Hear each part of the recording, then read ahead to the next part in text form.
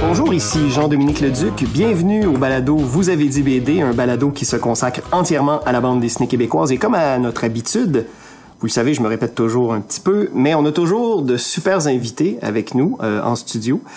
Et aujourd'hui, on a de la très très belle visite. Il s'agit d'Iris Boudreau. Iris, salut. Salut. Merci d'être là. Ça me fait plaisir.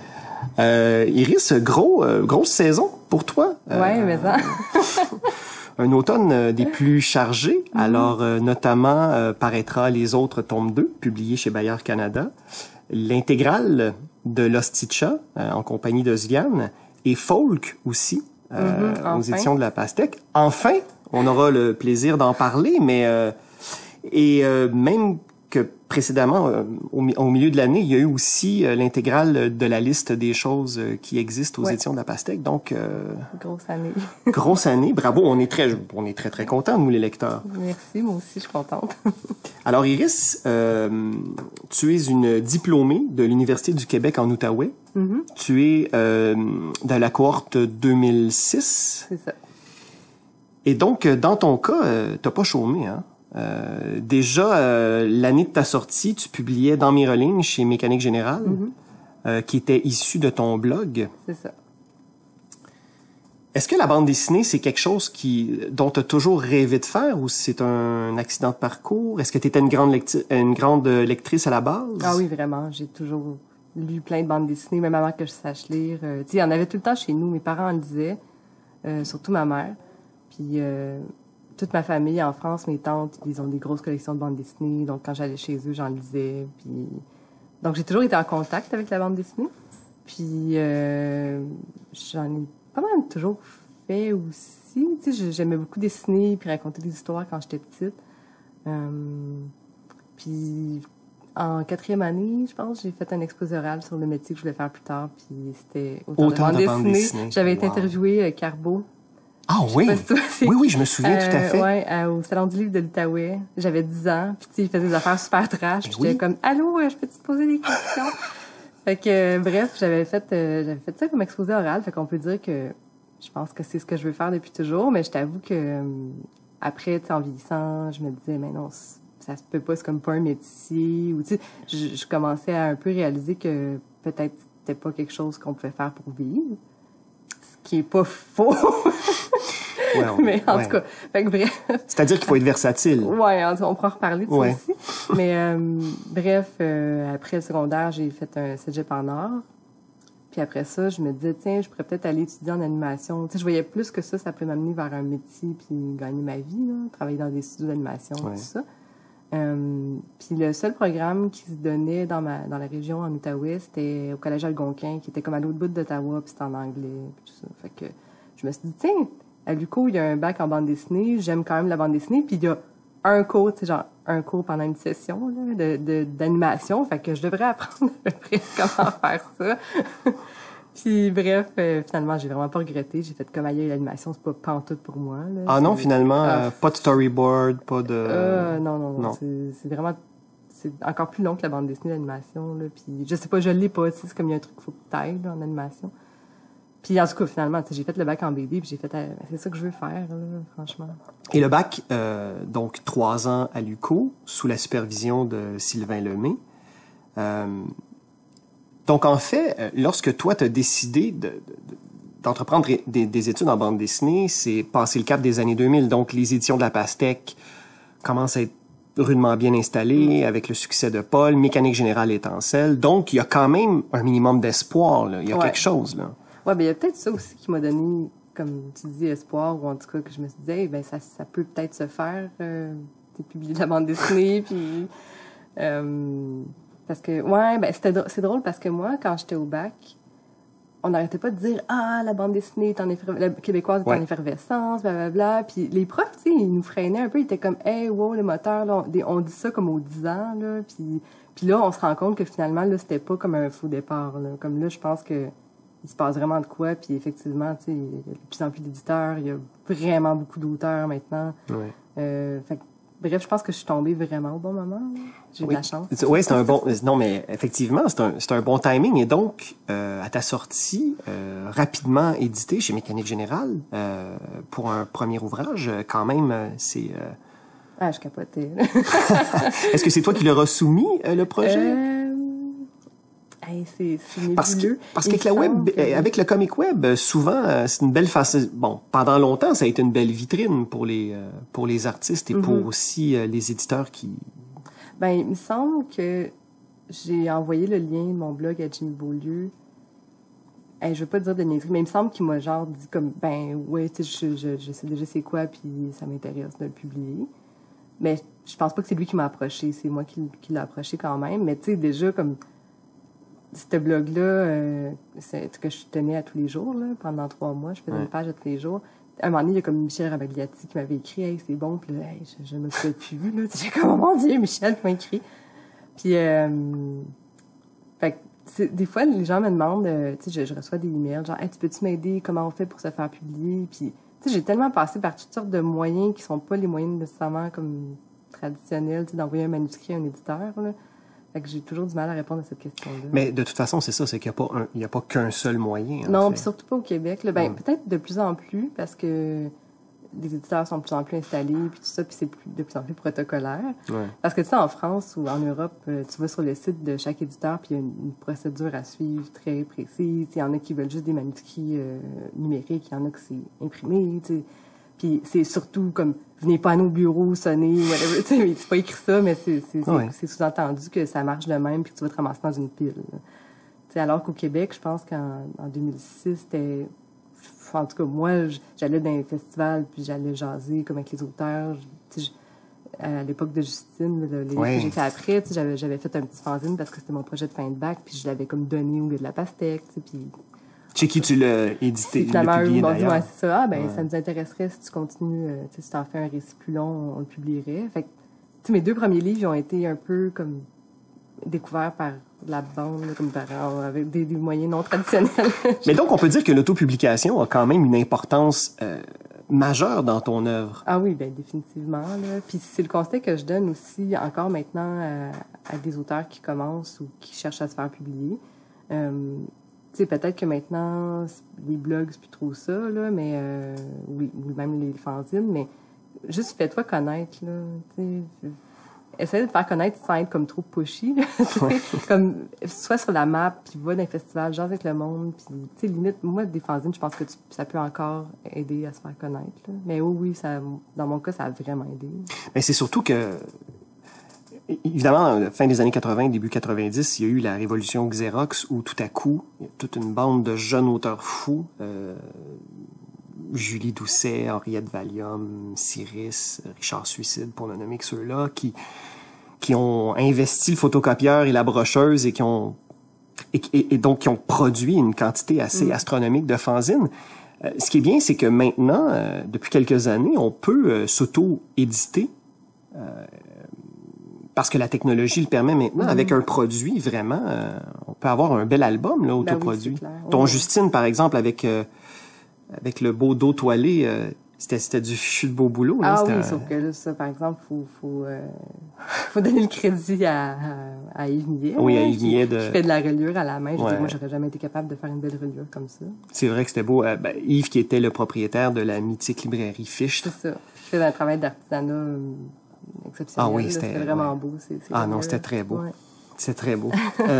Donc, justement, Justine, 2010, publié à la Pastèque. Et là, bon, tu le sais, c'est un récit que j'affectionnais particulièrement. J'étais très, très heureux que ça paraisse en album. Et donc, et à partir de là, ça s'est mis à débouler. L'Hostie de chat, vous l'avez mis en ligne, Ziviane et toi. Encore une fois, publié cette fois-ci en Europe pour la première fois, sous la direction de Louis Trondheim. Est-ce que l'Hostie de chat, encore une fois, a pu être publié en Europe grâce à sa diffusion en ligne, ou est-ce que c'est vous qui avez vraiment démarché un éditeur? Je pense que dans ce cas-ci, ça n'a pas vraiment joué. OK. Honnêtement. Lewis étant un directeur de collection très... c'est noir ou c'est blanc, là. Tu sais, tu envoies un projet, puis c'est oui ou non. Puis pas beaucoup de développement dans l'email. Okay. Comme il aime ça ou il aime pas ça. Puis le Stitcher, on lui a envoyé... À l'époque, on n'avait pas fini 3 tomes, mais on avait déjà une bonne centaine de pages, peut-être même plus de fait. Oh, quand même! Oui, je pense qu'on était rendu... je vais pas dire... Mais il me semble que oui, on était rendu peut-être à l'équivalent comme... on avait commencé le tome 2 dans l'ordre des pages. Puis, c'est ça, Louis, c'est comme, ah oui, j'aime ça, ok, je vais le publier. Et au point de départ, est-ce qu'il était entendu que ce serait sous ce format-là en 3 tomes? Est-ce que... Je me rappelle plus comment ça s'est passé. Je pense que, et nous et Louis, on voulait comme un truc consistant, là, avoir des tomes assez épais, vu que ça se voulait comme un feuilleton. On voulait que les lecteurs en aient pour leur argent. Puis je pense que, comme je te dis, comme on était vraiment avancé dans l'histoire, puis on voyait à peu près où on s'en allait avec ça, on s'est dit, je pense que 3 tomes, ça ferait la job. Puis le troisième tome est un petit peu plus long que les 2 premiers. OK. Mais c'était un casse-tête, ça, à cette époque-là, parce que tu sais qu'en édition, quand on fait un livre, c'est des feuillets. Oui. Oui, le nombre de feuillets. C'est ça. Ah, ouais. Puis dépendant du livre, les feuillets sont de tant ou tant de pages. Puis là, je pense que c'est des feuillets de 34 ou en tout cas une trentaine de pages. Fait que, tu sais, si on voulait rajouter, mettons, 2 pages, des fois, il fallait en rajouter 32 autres. Ou si on voulait en enlever 2. Fait qu'en tout cas, ça a été tout un calcul de scénarisation puis tout ça. Mais je me rappelle pas exactement pourquoi on a choisi de faire 3 tomes, mais je pense qu'à un moment donné, après 500 pages, on a fait le tour. Là. Mais en même temps, ça a été une superbe fenêtre, parce qu'à cette époque-là, il y a Pascal Girard avec Conventum, il y a Jimmy Beaulieu avec Comédie sentimentale pornographique aussi. Tout à coup, Louis Trondheim et Delcourt venaient chercher des talents locaux. J'imagine que ça a été une super belle fenêtre, ça, pour oui, c'est sûr. Pour vous autres. Lewis, je pense aussi qu'il y a beaucoup établi de liens avec des auteurs québécois, donc c'est peut-être la raison pour laquelle il y a plein d'auteurs qui ont été publiés dans la collection Champoint, ce qui est une bonne chose. Oui, ça a été une bonne vitrine, mais ça n'a pas été si bien reçu que ça en France. Ah non? À cause du langage? Ouais. Ouais, c'est un enjeu, ça. C'est vraiment dur à dire parce que nous, quand on reçoit nos rapports de vente, c'est des ventes au total dans le monde, là, où c'est distribué. Fait que, on sait pas quel pourcentage est vendu au Québec, quel pourcentage est vendu en France ou en Europe. Mais on le sait que c'est beaucoup plus ici que les ventes se font au Québec. Fait que, c'est ça. Ça nous dit déjà que ça a plus pogné ici. Puis les critiques qu'on a eues, c'était beaucoup, on s'entend, c'était beaucoup des critiques de blogueurs, puis sur des sites comme, pas Bodoy, là, mais des sites là, qui recensent des bandes dessinées qui se publient. Puis quelquefois, ça revenait, genre, c'est comme mal écrit, le langage est blablabla, c'est ça. Là. Ouais, en même temps, la difficulté aussi des... Et là, je m'embarque dans quelque chose. Est-ce que j'y vais? Je vais le faire. Et il y a des gens qui font un admirable travail en ligne. On n'a qu'à penser à Duneuf avec Maëlle Ranou. Il y a des plumes et il y a des esprits critiques qui investissent vraiment la blogosphère. Mais il n'y a pas que ça non plus. Souvent, l'argumentaire ou l'analyse est pas très poussée. Mais malheureusement...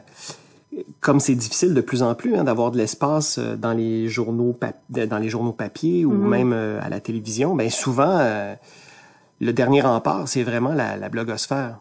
Mais donc c'est ça, j'étais curieux de savoir parce que quand même il y a un succès là. La preuve, c'est qu'il sera réédité cet automne, l'intégrale. Pour nous, c'est vraiment un succès. Ben oui, mais forcément l'éditeur, ça c'en est un aussi en Europe. Je sais pas pour Delcourt, sûrement que oui, puisqu'ils font une intégrale, sinon ils l'auraient pas fait. Puis, tu sais, le tome 1, on est comme à 300 copies vendues d'atteindre le 10 000. Fait que pour nous, c'est vraiment un succès. Wow. Je veux dire, on est super contents. Mais tu sais, pour Delcourt, là, tout est relatif. Là, Delcourt, ils ont des albums qui se vendent à des millions d'exemplaires, certaines. Là, fait que ils sont comme contents, mais c'est pas... capote pas non plus, je pense, là. Non, puis c'est quand même dans le milieu francophone, c'est le plus gros éditeur de bande dessinée. Il a 1/5 de la production à lui. C'est qu'on a quand même, tu prends ton trou un petit peu, là. On était contente d'être publié chez Delcourt. Puis, en tout cas, moi, j'étais contente d'être publié chez Delcourt. J'imagine que c'est bien aussi. Puis, mais par contre, quand tu vas voir sur leur page, quand est-ce que sort mon livre? Puis là, tu vois comme apparaître telle date, il y a comme 12 livres, telle date, puis le lendemain, il y en a 12 autres, puis là, toi, t'es là-dedans, puis t'es comme, OK, tu sais, j'ai vendu peut-être, on a quasiment vendu 10 000, mais on est quand même un grain de sable dans l'océan. Probablement que, effectivement, sachant que vous êtes des auteurs locaux, que vous risquez d'avoir un peu plus de presse, ou en tout cas de feedback concernant l'intégrale ici que là-bas. Parce que là-bas, c'est vraiment un océan infini de sorties. Là. C'est plus de 5000 titres annuellement. Sinon, tu sais, j'ai l'impression qu'il y a beaucoup de Français qui l'ont lu ici puis qui ont vraiment aimé ça puis qui l'ont ramené. Tu sais, ou qui l'ont ramené en France après ou qui l'ont offert. Tu sais, j'ai l'impression que c'est un peu comme un souvenir de voyage, un artefact québécois. Mais ce qui me fait plaisir, là, je suis contente. Mais après, là-bas... Comme je te dis, c'est vraiment dur à dire. Je sais pas à quel point ça a été vu là-bas. On n'a pas eu beaucoup de critiques. Là, puis... Parce que Michel Falardeau, par exemple, dans L'Esprit du camp, il a fait un lexique oui. à chaque début de chapitre. Ce qui est drôle, en fait, c'est qu'il a intégré cette idée-là au récit même. Donc ça coupe pas la lecture, mais ils ont senti le besoin, eux, peut-être pour éviter justement les critiques ou l'incompréhension des lecteurs, d'y aller d'un lexique. Est-ce que c'est quelque chose qui vous avait traversé l'esprit? Est-ce que c'était quelque chose qui... Non, pas du tout? Non, vraiment pas. Ben, Lewis, nous, une des conditions, c'était que ça soit publié tel quel, qu'il n'y ait pas de traduction, là, en guillemets. Sinon, on l'aurait fait avec un autre éditeur. On l'aurait comme pas fait avec Delcourt.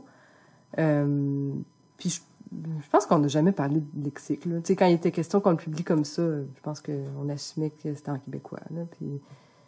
Le lexique dans l'esprit du camp, moi, j'ai trouvé vraiment drôle. Tu sais, le ton est drôle, là, comme les... Ouais. C'est pas un simple lexique, là. Il a quand même mis des jokes et tout ça, fait que je l'aimais, mais sinon, mettre un lexique, là, c'est comme dans Aïe de Yopougon aussi, il y a un lexique à la fin, puis c'est-tu vraiment nécessaire? Comme, honnêtement, tu déduis qu'est-ce que les mots veulent dire, puis, hey, maintenant, là, Google, là, comme tout le monde a un cellulaire à portée de main, un ordi, whatever. Oui, tout à fait. Va chercher. Comme moi, je trouve que c'est un peu de la paresse, puis c'est un peu... on est capable de comprendre des expressions de notre... non, et puis, langue, mais par exemple, français, un autre genre de français. Les pôles sont pas retouchés pour le... Non, mais sont un petit peu plus comme un peu moins en joual que le Stitcha, peut-être. C'est sûr que la grande majorité, de toute façon, des histoires de Paul se passent à l'âge adulte ou jeune adulte, alors que là, le Stitcha, on est dans des jeunes adultes, mais dont l'adolescence tarde quand même. Là. Ouais. Il y a quand même un langage très, très parlé, très joual. Et donc, ça, c'est une bonne nouvelle que ça sorte en intégrale. Est-ce que, là, Iris, je la connais la réponse, mais je vais quand même la poser pour le bénéfice des auditeurs. Est-ce qu'il y aura dans cette intégrale les extras de l'Ostitcha que Ziane et toi aviez auto-édité il y a quelques années? Ouais, non, je suis désolée. Mais la réponse est... C'est la question de feuillet? Mais quasiment, là. Oh non! Non, on voulait mettre les bonus. Puis limite, peut-être mettre juste certains des bonus, les meilleurs. Mais ça faisait jumper le prix du livre là, à une affaire par rapport. Tu sais, déjà que ça va être un livre qui va être assez cher. Okay. Je sais pas si tu as connu les Chicou Chicou, là, qui est un livre chez Champoint qui était comme un bon 600 pages. Oui. Je me rappelle plus combien il coûtait ici, là, mais... en tout cas, c'était cher. C'était cher, c'est ça. Fait que là, nous, parce que là, on s'entend aussi que l'intégrale de Stitcha, il va être un petit peu plus gros. C'est-à-dire comme... Au niveau du format. Au niveau du format, pas d'épaisseur, là. Puis c'est une bichromie à l'intérieur, tu sais, ça va être puis avec un peu plus beau papier, tout ça. Fait que si on mettait les pages bonus, je sais pas combien ça aurait coûté. Elle nous avait dit le prix, la fille, mais comme genre 70$, là. En tout cas, tu sais, un prix que personne va vouloir payer pour un livre, ou en tout cas que beaucoup de gens, ça va être inaccessible pour eux puis on voulait que ça reste accessible. Puis les bonus sont encore tous en ligne, de toute façon, comme tous les contenus du livre. Mais tu sais, il y a des gens il y a des gens comme moi, mon âge honorable, qui aiment bien le papier. Ben oui, je sais que c'est pas très écologique. Moi, j'étais déçue aussi, mais honnêtement, je préfère l'accessibilité à mon livre que les bonus avec plein de pages. Donc, les bonus sont disponibles en ligne et ça répond un peu à ma question suivante. Y aura-t-il une réimpression des bonus? Ah non, non. Là aussi, c'est plate, là, mais c'est vraiment beaucoup de travail et d'énergie s'occuper de quelque chose d'auto-édition. Et on te veut à l'ouvrage sur de nouveaux projets, évidemment. C'est ça, j'ai comme d'autres affaires à faire. Ouais. Donc, 2014 aussi, une année importante. Tu collabores avec Yves Pépeltier au scénario du Pouvoir de l'amour. Ça aussi, je me souviens du battage médiatique qu'il y avait eu. C'était complètement fou, là. C'était fou. Ben, Yves Pelletier, je pense qu'il est beaucoup aimé des médias et du public. Ben oui, c'est quelqu'un, tu sais, c'est le chouchou de tout le monde. Là. Fait que j'ai eu la chance de travailler avec lui. Alors, question gossip, y es-tu fin? Il est super fin. Puis c'est quelqu'un c'est vraiment agréable de travailler avec lui, là. Il est très humble. Il est très efficace. Tu vas prendre un café avec, là, pour une réunion de travail, là, puis c'est « Allô, ça va? Oui, OK. » Bang, là, tu commences à travailler. OK. Ben, tant mieux. Ouais, moi, je trouvais ça correct. C'est pas de perte de temps. Puis c'est ça, comme, tu sais, il m'envoyait ses scénarios, puis je pouvais dire « Hey, ça, je pense que ça marche moins. Je mettrais ça à la place. » Puis il dit « Ah, ouais, OK. » Tu sais, il était vraiment ouvert aux commentaires, là. Ben, c'est bien parce qu'il est habitué de travailler en groupe, hein? Ben, c'est ça que je me suis dit après. Je me suis dit, tu sais, quand tu fais du cinéma, là, c'est des grosses équipes, là. Oui, puis RBO, faire de l'humour aussi, en groupe. C'est vrai. Moi, je pensais plus au cinéma après, où est-ce que vraiment faut vraiment que tu fasses des concessions, puis que... Tout le monde en fait. C'est ça. Mais c'est vrai que j'avais même pas pensé dans RBO aussi, c'est vrai. Mais ça fait longtemps, là. Bon, deuxième fois que j'ai un âge honorable dans cette émission. Et d'ailleurs, c'est une constance chez vous. C'est-à-dire que tu es une auteure, une autrice, une auteure. Qu'est-ce que tu préfères? Je veux pas rentrer dans la politique, mais moi, juste... ça me dérange pas. Là. Tu peux dire ce que tu veux, mais... OK, donc moi, je dis auteur. Auteur. Ben, je le dis pas, mais quand je l'écris, j'écris auteur. OK. Mais si tu dis autrice, ça me dérange pas. Là. Mais donc, tu es habitué aussi de travailler en collaboration, ce qui est pas le propre de tous. Souvent, dans l'univers de la bande dessinée québécoise, je dis souvent, quand même, c'est assez fréquent que des illustrateurs aiment se scénariser eux-mêmes, qu'ils aiment travailler seuls. Alors que toi, non seulement tu es habitué de collaborer, mais par exemple, autant dans le cas de l'Hostie-Cha que dans le cas de la liste des choses qui existent, tu pousses la collaboration plus loin à partager aussi le trait. Mm-hmm. C'est important pour toi le travail d'équipe, la collaboration? Est-ce que ça te permet d'aller ailleurs comme auteur? J'ai pas trop réfléchi. Tu sais, je me suis lancée dans ces projets-là parce que j'avais envie, à l'époque, par exemple, de faire quelque chose avec Sylviane puis ou de faire quelque chose avec Caton. Puis tu sais, l'avantage de la collaboration aussi, c'est d'avoir un retour immédiat. Parce que c'est long, là, faire de la BD. Fait que là, tu sais, quand tu fais un truc à deux comme ça, t'as comme un premier public instantané, puis, tu sais, mon but, c'était un peu comme d'amuser ou de divertir Ziane, ou la même chose avec Caton. Je pense que c'est ça que je cherchais dans mes collaborations. Et c'est ça, mais... Parce que... Ouais. Et donc, lorsque tu reviens à travailler seul sur un projet, est-ce que ça te manque, ça, cet élément-là de retour immédiat? Pour le moment, non. Là. OK. Tu sais, j'ai vraiment beaucoup fait de collaboration les dernières années. Beaucoup. Puis là, j'ai un petit peu beaucoup envie de faire mes propres projets. Là. Tu sais, pas que ça a mal été, puis pas que ça se refera pas dans le futur, là, mais là, j'ai comme... Parce qu'il y a aussi peut-être une raison pour laquelle j'ai fait beaucoup de collaborations, c'est une question de confiance. Là. Tu sais, des fois... Tu partages un peu le succès ou le non-succès du projet. Ouais. Dans le cas des projets que j'ai fait avec Caton et Viviane, on a plutôt partagé des succès. Oui. Je suis assez contente. Oui. Avec raison, d'ailleurs. Tu sais, c'est comme moins épeurant, tu sais, lancer dans quelque chose avec quelqu'un. Ouais. Fait qu'il y avait un peu de ça. Puis là, mais là, je suis rendue comme...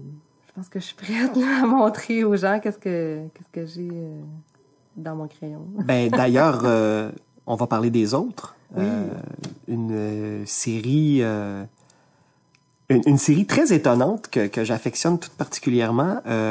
Qui est d'ailleurs la première BD après Justine puis dans mes relignes que j'ai faite toute seule. Ouais. Tant d'années plus tard. Et c'est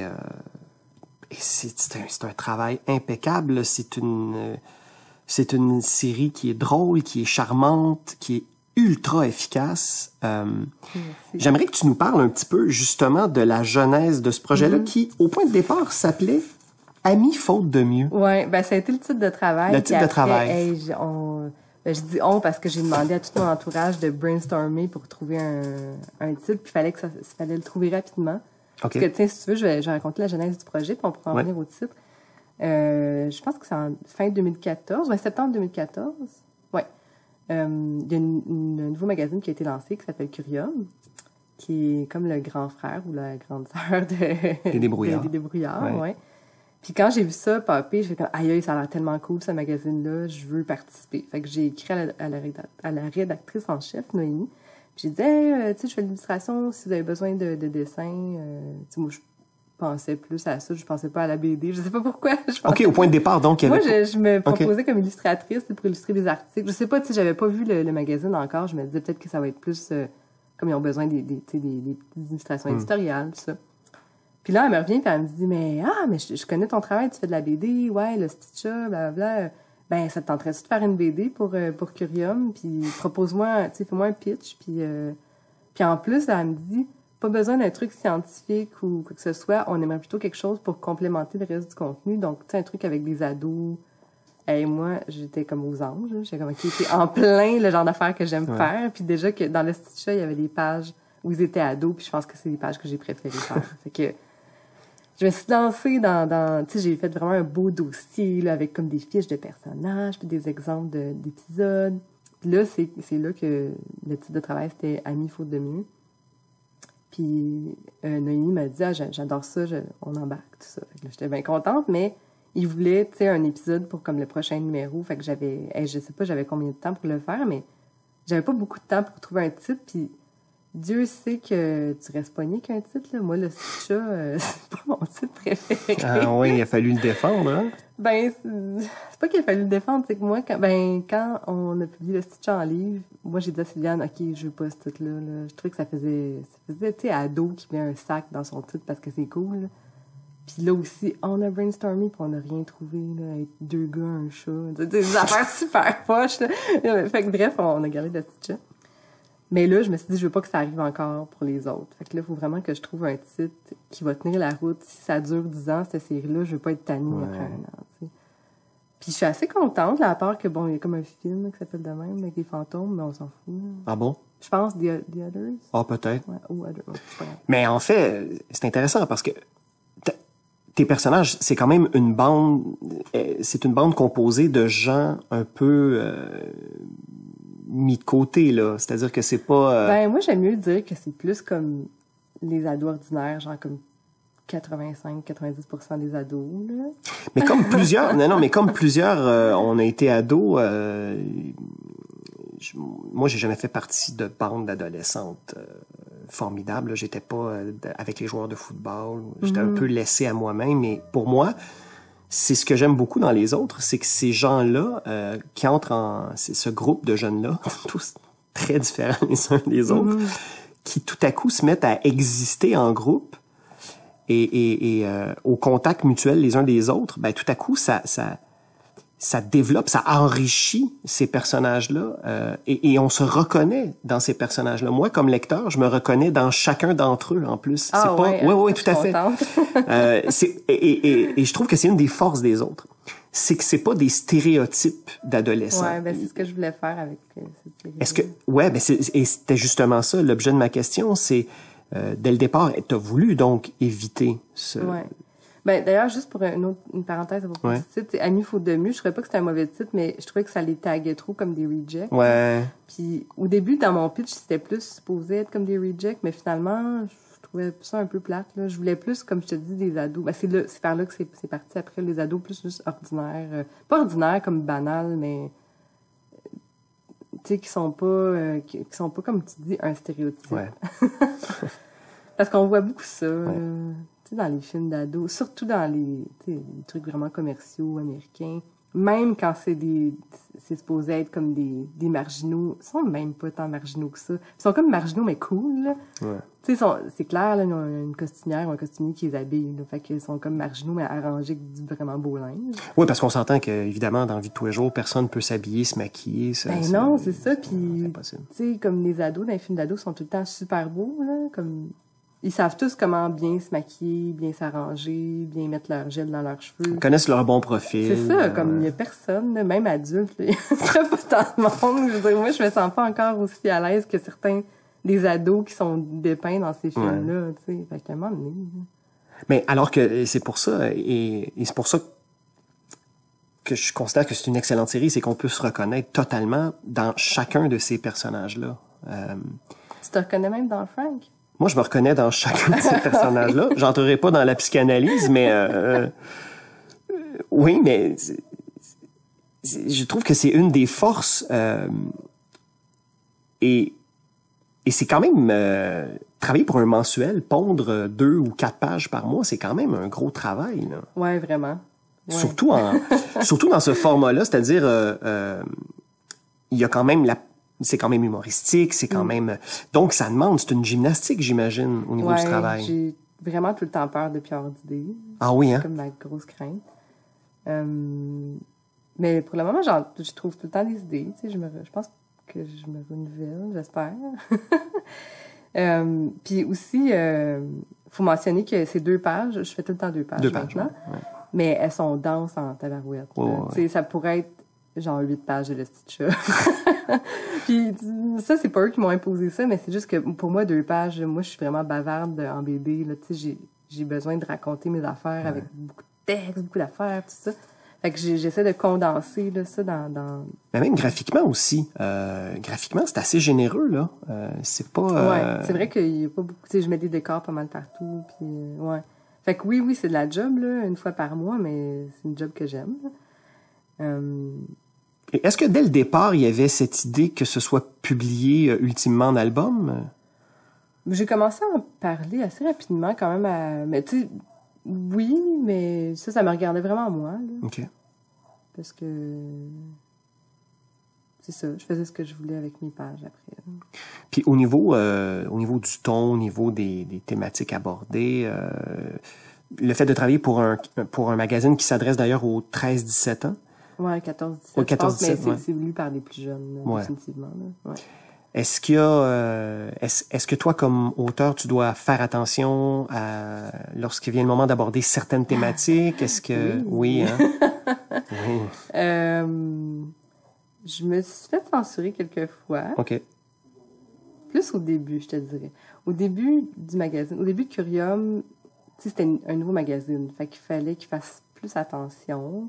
Eux-mêmes, je pense aussi qu'ils tâtaient un peu le terrain. Ils testaient un peu les limites, là, aussi, pour voir.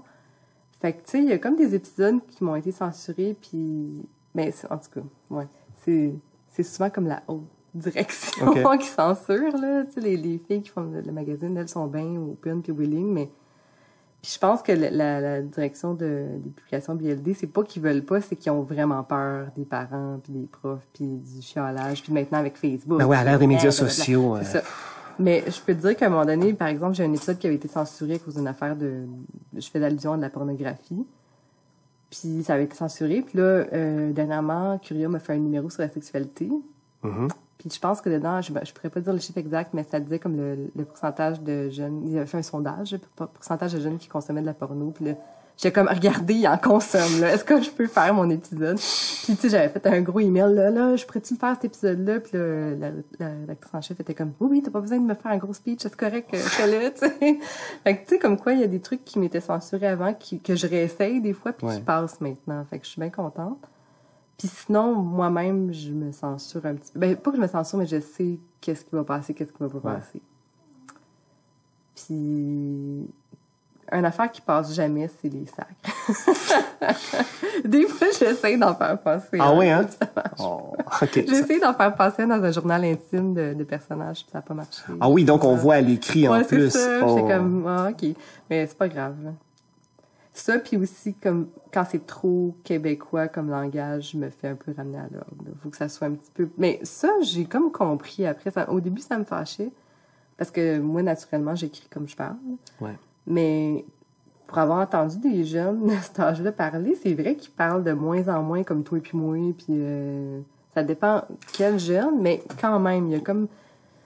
Je pense que des lecteurs de Curium, puis il y a beaucoup aussi d'enfants, de jeunes issus de familles migrantes, là, tu sais, qui se ressentiront peut-être pas rejoints par ça. Là. Fait que, c'est quand même en québécois, mais c'est pas non plus... Des fois, quand je mettais des expressions vraiment trop exagérées, comme... Elle me disait là, comme... Oh.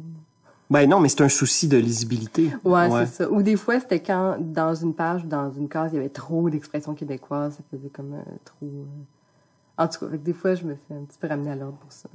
Ben, est-ce que, justement, est-ce que ça a été un enjeu lorsque les éditions Delcourt ont publié en Europe une version remaquettée des autres, le niveau de langage? Ça a été traduit. Ah, ça a été traduit. Ouais. Ah oui, ça a été traduit littéralement. Contrairement à l'Hostia, les autres, ils m'ont demandé de l'adapter. Alors, pour le bénéfice des auditeurs, donc, dans la collection Tapas aux éditions Delcourt a été publiée une version des autres qui comprend le premier album plus une portion du deuxième album. C'est ça. Comme les autres chez Delcourt, 85 pages, je pense. Non, pas... mais il y a des dessins là-dedans. En tout cas, bref, mettons une 60aine de pages de bande dessinée. Fait que c'est comme un tome et demi de version chez Bayard. Là, on va perdre le monde. Mais en tout cas... Et le format est plus petit. La taille du livre est plus petit, donc les planches sont un peu plus petites. Ceci dit, c'est un très bel objet aussi, une très belle couverture.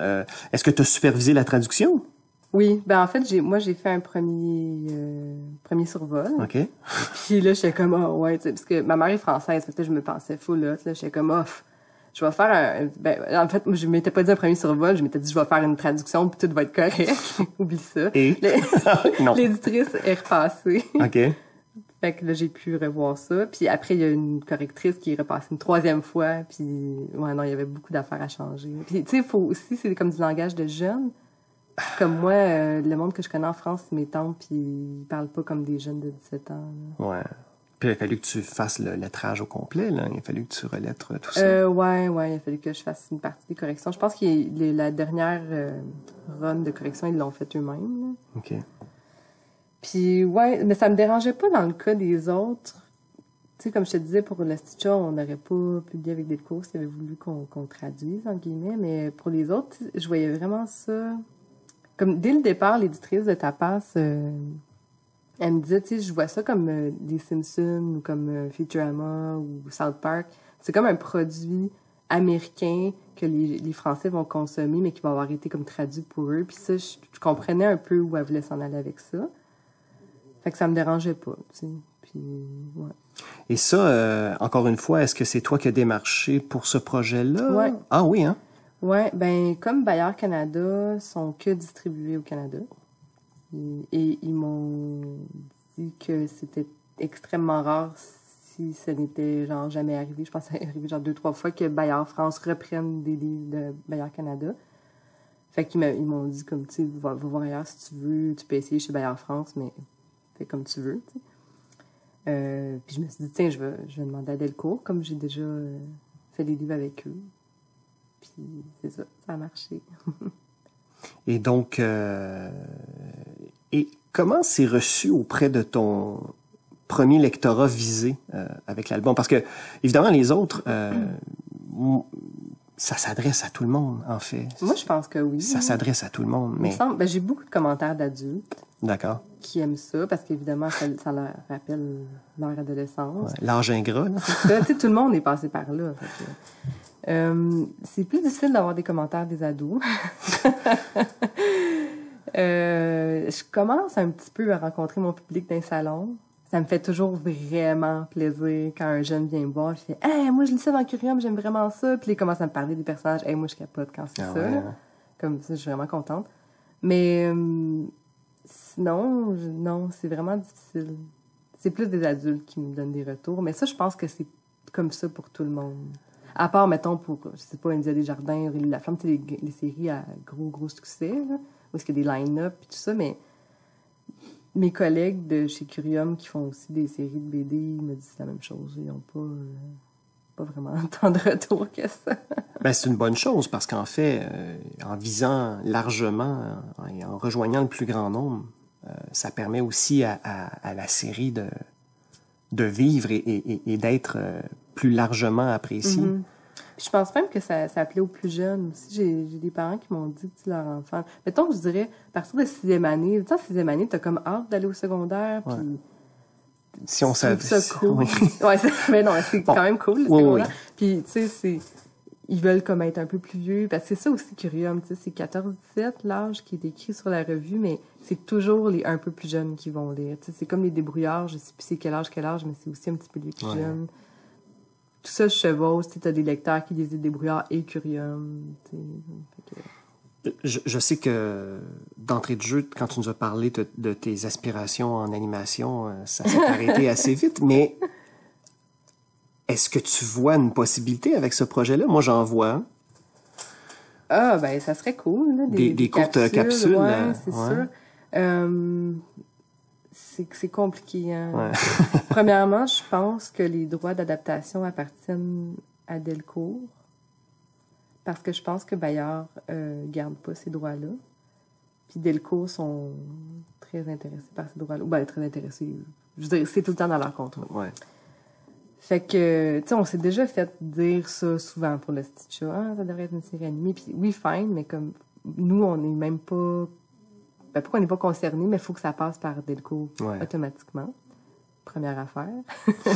Deuxième affaire, ben, une bonne nouvelle. Je sais pas si je peux le dire. Ben, on est entre nous. On est entre nous. Je pense que... Mais en même temps... que ça va être bientôt annoncé. OK, je vais pas dire les partenaires, mais... Ben, on l'avait diffusé sur Facebook, un démo, mais la liste de choses qui existent, ça va devenir des capsules web animées. Ah oui, parce que vous avez participé à un concours... Ben, c'était pas un concours, en fait, c'était... Pour du financement. Ouais, c'est ça. On avait appliqué pour du financement. Pour le fonds indépendant de production. Ouais. Puis on l'a pas eu, mais heureusement, on a eu le fonds Chat, qui est un autre fonds. Ah bon? Oui. Ah, mais ça, c'est le bout que j'avais échappé. C'est parce qu'on l'a pas annoncé encore. Bon? Je suis pas sûre, je peux en parler. Okay. Je sais pas si je peux le dire, mais je pense que j'ai pas le droit de dire les partenaires. Okay. Je les dirai après. OK. Quand on fermera le micro. Il faut vraiment pas que j'oublie de fermer le micro, par contre. Non, mais en vrai, je pense vais me laisser que une je note. Fait que si je peux pas... L'annonce officielle n'a pas été faite, mais ça va se faire. Wow. Fait que c'est vraiment excitant, sauf que j'ai vu...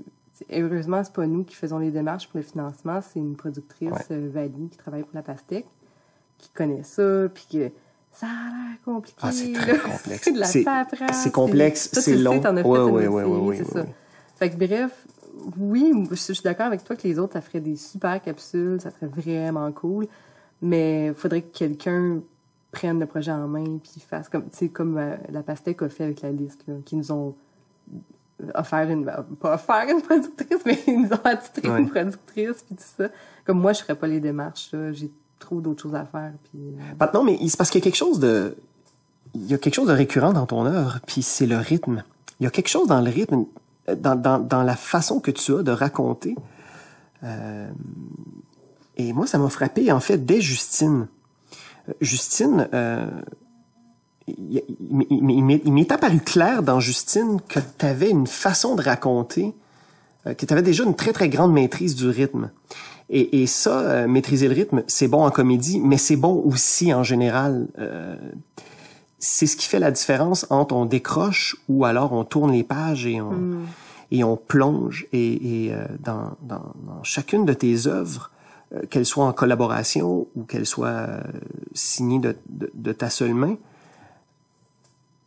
une des récurrences, c'est le rythme. Et c'est le rythme dans le découpage, dans le dessin, dans le texte. C'est vraiment quelque chose de global. Est-ce que c'est pour toi une préoccupation lorsque tu travailles? Oui, définitivement. Là. Ouais. Moi, je pense que je suis une lectrice de plus en plus qui décroche facilement. Puis je pense un peu à mes lecteurs où je sais pas, c'est quelque chose, c'est un souci que j'ai, que le monde décroche pas. Après, ça me fait plaisir ce que tu me dis. Mais c'est difficile. Parce que le danger de ça, il faut, évidemment, tu le comprends, c'est que le danger de pas vouloir faire décrocher les gens, c'est tout à coup d'en mettre trop, ou de s'éparpiller. Ouais. Et chez vous, ça arrive jamais. Il y a une ligne, c'est clair, le rythme est là, il y a quelque chose au niveau du métronome. Ben, c'est sûr que je suis... Pas que je suis paresseuse, mais moi, j'aime ça quand ça va straight to the point. Ouais. Comme il y a beaucoup d'économie dans ce que je fais. Je pense, je vais pas... il y a pas beaucoup de silence, alors que des fois, il y en a, il faut en mettre. Des Ouais. fois, des silences, c'est important, justement pour le rythme aussi.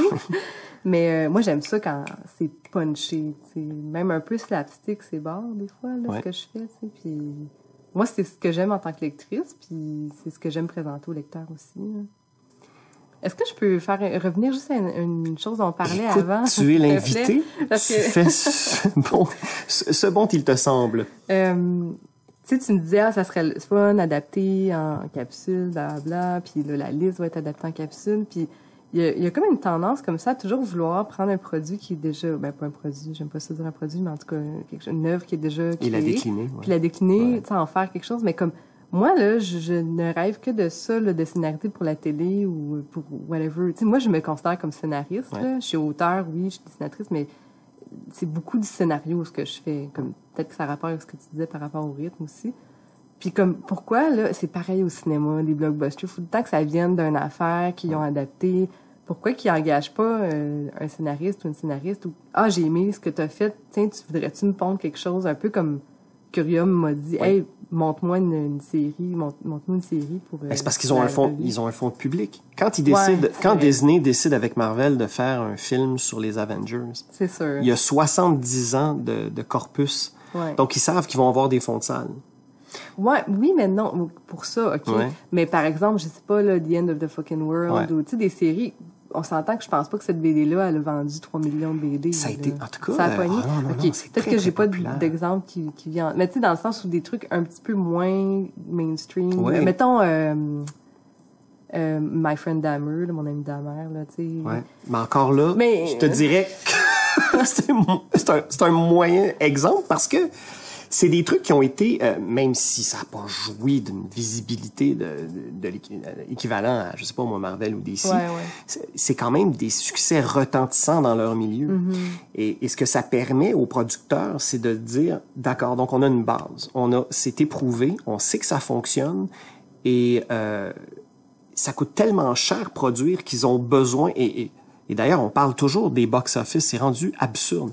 Quand on prend des nouvelles d'une première fin de semaine, d'une diffusion d'un film, c'est pas est-ce que le film a plu, quels sont les moments forts, qu'est-ce que vous avez... C'est ça fait combien au box-office. Ouais. Même au Québec, c'est ça maintenant. On dit, ben le nouveau film de Ricardo Troggi, on est rendu à 3 millions d'entrées, bravo, bravo, puis on pop le champagne. Tant mieux.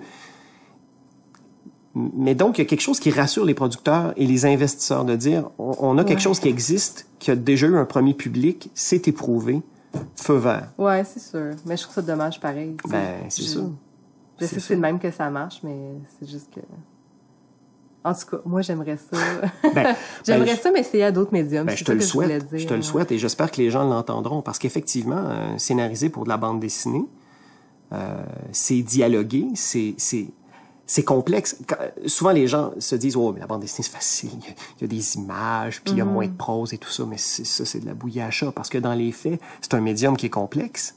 Autant pour le créateur que pour le lecteur parce qu'il y a un agencement d'image. Mais donc, toi, t'es scénariste, t'es donc nécessairement dialoguiste. Ben, c'est ça. Je sais plus qui disait ça. Je pense que c'était Michel Rabagliati ou Réal Godbout, je me rappelle plus, qui disait que quand on faisait la BD, tu sais, on était costumier, accessoiriste, dialoguiste, scénariste, tu sais, comme tu fais Directeur tout. photo, C'est ça. Tu sais, caméraman. par exemple, Ouais. quand j'ai fait la BD avec Yves Pelletier, Le pouvoir de l'amour, tu sais, il y avait des idées très précises de ce qu'il voulait dans sa tête. Puis il m'envoyait comme des images d'intérieur, comme « Ah là, le salon de ce personnage-là, tu sais, je verrais quelque chose dans ce genre-là. » Ou tu sais, le look de ce personnage-là, je verrais ça. Puis des fois, ça m'insultait un peu parce que j'étais comme... Tu sais, quand il me décrivait la fille est hippie, elle-même, blablabla, je suis comme « Hey Yves, je sais c'est quoi, tu sais, une fille qui a l'air un peu hippie, comme je suis capable. » Mais il était comme « Oui, mais moi, ça m'aide aussi, tu sais, d'avoir ces images-là. » Comme je pense sûrement qu'il avait déjà fait cette recherche-là pour écrire son scénario, Ouais. tout ça. Fait que, mais c'est ça. Bref, on est un peu, on porte tous les chapeaux quand on fait de la bande dessinée. Tout à fait. Puis encore là, moi, je fais même pas de la BD historique où est-ce qu'il faut que je me documente sur les bateaux de Jacques Cartier. Ouais. Là, je sais pas trop. Là.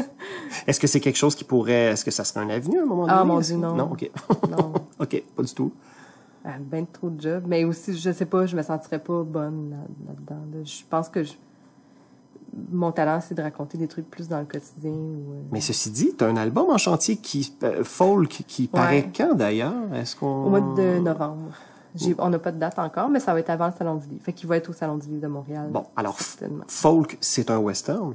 Ouais, mais j'ai fait exprès pour que ça soit une BD animalière. Donc, qui se passe comme dans... Tu sais, on dit jamais qu'on est aux États-Unis.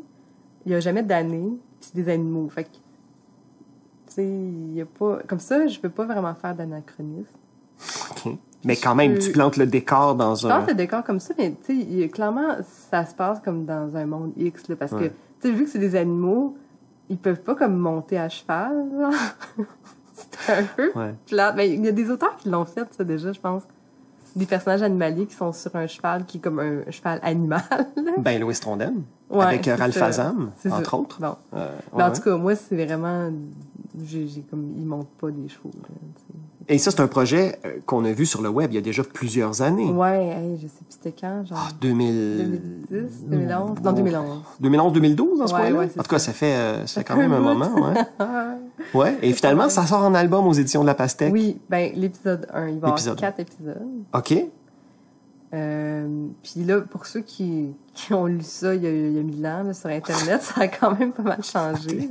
Il y a des pages qui sont restées pareilles, mais j'ai retravaillé des pages, j'ai rajouté un début, j'ai comme... Tu sais, ça a tout été chamboulé, là. C'est meilleur.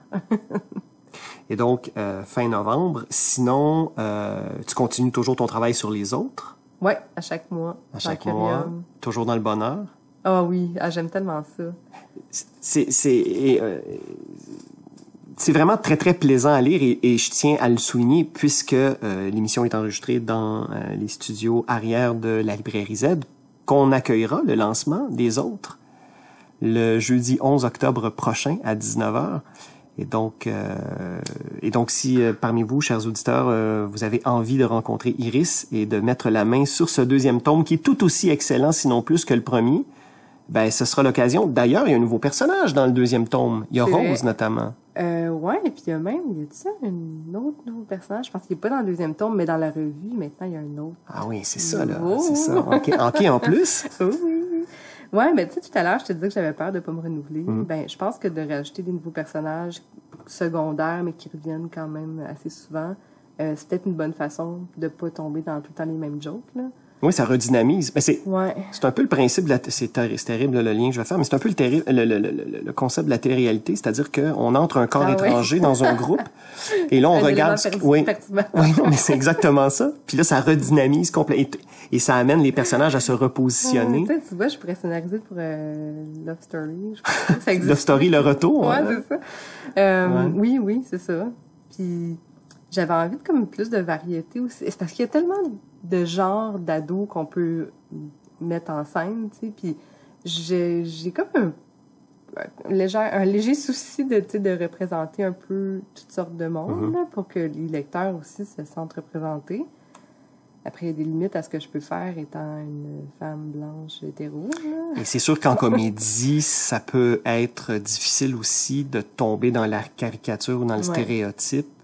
Dans les derniers épisodes que je suis en train de faire, j'ai comme eu une année vraiment poche, là, en tout cas, plein d'affaires qui se sont passées, puis on dirait que j'avais envie de faire des trucs un petit peu plus dramatiques. Mais comme je l'ai déjà fait dans le show aussi avec Viviane, tu sais, les deux, je pense qu'on aimait ça, passer comme du gros humour slapstick à des affaires vraiment intenses, puis des problèmes familiaux, tout ça. Puis là, surtout avec les nouveaux personnages que tu vas découvrir dans le tome 3, ou si tu lis Curiam. Tu sais, il y a des trucs un petit peu... C'est drôle un peu, mais c'est comme un peu triste aussi, puis touchant. Ben, ça humanise, c'est ça, et ça permet d'enrichir justement l'expérience autant pour toi en création que pour les lecteurs aussi. Puis je pense que, je sais pas, mais il me semble que les ados devraient aimer ça des fois quand c'est touchant aussi, puis que, tu sais, c'est pas nécessairement têteux, quelque chose de touchant. Non, pas du tout. Puis ça permet justement de rebondir par la suite sur un gag ou sur une situation un peu plus cocasse, justement. Ça, et quand je te parlais de rythme tantôt, c'est exactement de ça dont je parle aussi. C'est très précis, hein. C'est un peu comme de l'alchimie, là. C'est quelque chose de... C'est comme de l'horlogerie. ça demande beaucoup de précision. Et surtout quand t'es limité à 2 pages. Hey my God. Mais c'est un bon exercice. Ah, mais c'est tough des fois, là. Ouais. Tu sais, je fais mon découpage, puis carrément, après, des fois, il faut que je découpe ma page, puis que je colle. Tu sais, faut que... OK, cette case-là, il va falloir qu'elle saute parce que j'ai pas assez de place pour amener mon punch, puis... Mais c'est le fun, comme tu dis, c'est comme faire de l'horlogerie. Ouais. C'est comme opérer, là. Faire une opération à cœur ouvert, je sais pas trop. C'est quand même moins stressant, j'imagine. Oui, quand même, ouais. pas mal. Hey, Iris, merci beaucoup d'être passée Merci au micro de Vous avez dit BD. C'est vraiment un réel bonheur de t'avoir reçu. Et vraiment, on te souhaite un bel automne qui est chargé. Merci. Et à nous, chers lecteurs, je nous souhaite du Iris encore très, très longtemps. Merci. Iris Boudreau, merci beaucoup. Thank you.